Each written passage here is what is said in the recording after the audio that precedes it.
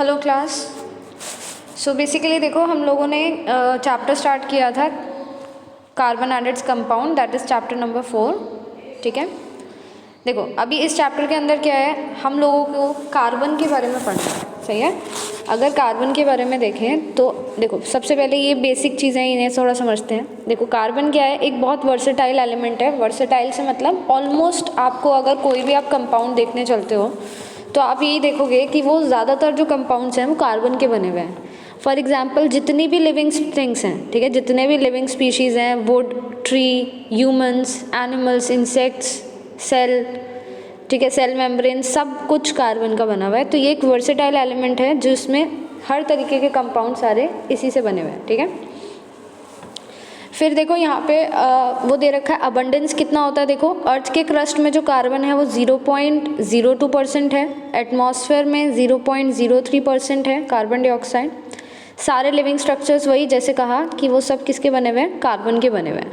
ठीक है, चलो अब बात करते हैं क्या बॉन्डिंग की कार्बन के अंदर। देखो ये चीज़ इंपॉर्टेंट है, हमारे पास ये सिलेबस जो है इस चैप्टर में से बहुत ज़्यादा डिडक्शन हुआ है सिलेबस का।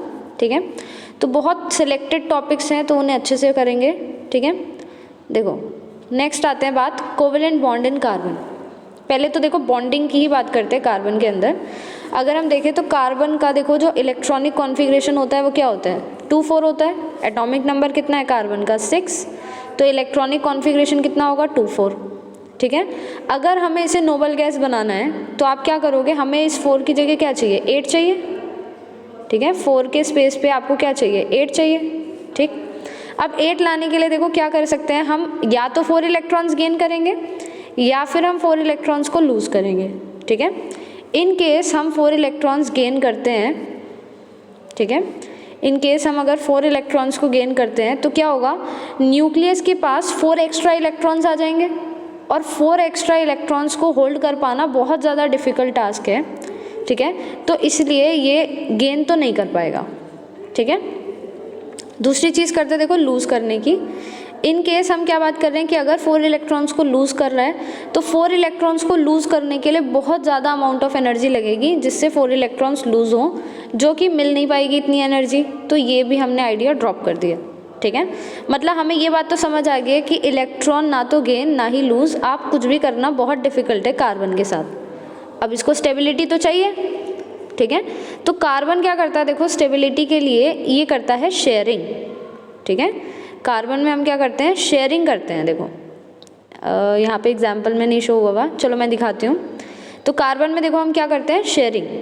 सही है, शेयरिंग कैसे करेंगे, देखो अगर सपोज फॉर ये मेरे पास एक कार्बन है, ये एक कार्बन है, ठीक है, या ऐसे मान लेते हैं 2 कार्बन भी छोड़ते हैं, एक ही कार्बन रखते हैं। यहाँ पे एक हाइड्रोजन है हमारे पास, 2, 3 एंड 4। ठीक है, तो कार्बन क्या करता है, इसको हमें पता है कार्बन को क्या चाहिए, 8 इलेक्ट्रॉन्स चाहिए। ठीक है, तो देखो कार्बन क्या करेगा, कार्बन क्या करेगा, इन हाइड्रोजन से एक एक इलेक्ट्रॉन ले लेगा। ठीक है, कार्बन क्या करेगा, देखो ये जो हाइड्रोजन्स हैं इनसे एक एक इलेक्ट्रॉन शेयर कर लेगा और अपना ऑक्टेट कंप्लीट कर लेगा। ठीक है, तो ये कार्बन क्या करता है, शेयरिंग करता है। अब शेयरिंग का मतलब देखो ऐसे है, जैसे स्कूल में आप कभी बुक नहीं लेके आए हो तो आप क्या करते हो, दूसरे वाले बच्चे की बुक शेयर कर लेते हो। सेम वो बच्चा भी बुक नहीं लेके आया है तो वो भी आपकी बुक शेयर कर लेता है। देखो बुक उसकी है, आपकी बुक आपकी है, उसकी बुक उसकी है, सिर्फ आपने क्या करा, थोड़े टाइम के लिए उसको यूज़ कर लिया तो उसे क्या हुआ, शेयरिंग हो गई। ठीक, सेम ऐसे देखो यहाँ पे हाइड्रोजन को भी अपना ऑक्टेट कंप्लीट करना, इसको भी अपने 2 इलेक्ट्रॉन चाहिए, तो ये क्या करेगा, कार्बन के इलेक्ट्रॉन के साथ शेयरिंग कर लेगा। बात समझ आ रही है, ये क्या करेगा, कार्बन के इलेक्ट्रॉन के साथ शेयरिंग कर लेगा।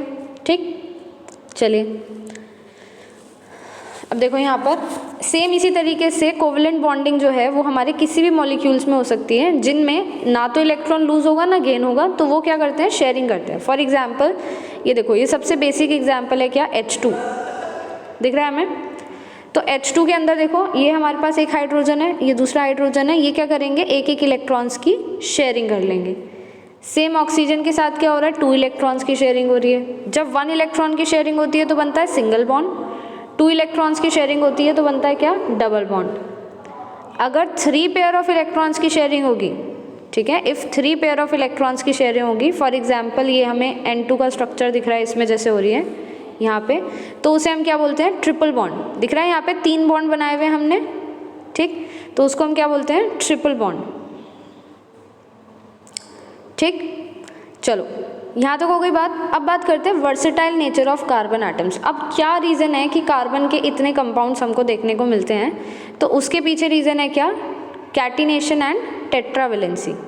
ठीक है, कार्बन के अंदर 2 यूनिक प्रॉपर्टी हैं, एक कैटिनेशन और एक टेट्रावेलेंसी। देखो कैटिनेशन क्या होता है कि कार्बन अपने ही एटम्स के साथ मिल करके ऐसे लंबे लंबे चेन्स बना लेता है, ऐसे बहुत लंबे लंबे, लाइक 17 कार्बन 18 कार्बन जैसे, ऐसे बड़े बड़े क्या होगा, बहुत बड़े बड़े चेन्स बना लेता है।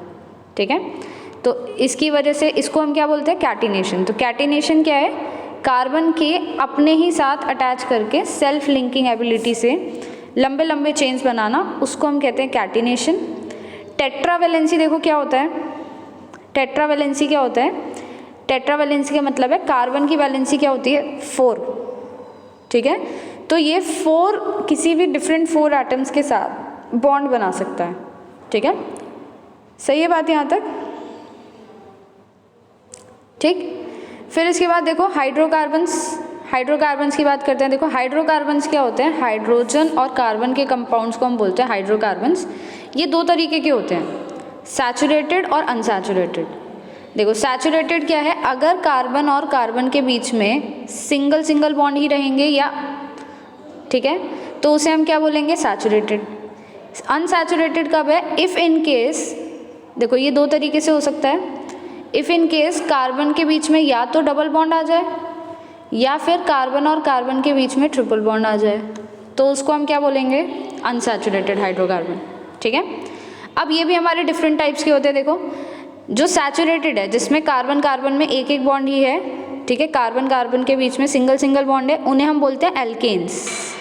ठीक है, उन्हें हम बोलते हैं एल्केन्स। एल्केन्स का जनरल फॉर्मूला क्या होता है, CnH2n+2। If in case carbon carbon के बीच में हमारे पास डबल बॉन्ड है, ठीक है, तो उसको हम क्या बोलते हैं, एल्कीन। जनरल फॉर्मूला होता है CnH2n। अगर ट्रिपल बॉन्ड है तो उसको हम बोलेंगे एल्काइन। जनरल फॉर्मूला होता है CnH2n-2। बात समझ आ रही है आपको यहाँ तक? ठीक है, इलेक्ट्रॉन डॉट स्ट्रक्चर देखो वही है जो अभी हमने ऊपर कवर किए थे। ठीक है, क्लियर है यहाँ तक बात?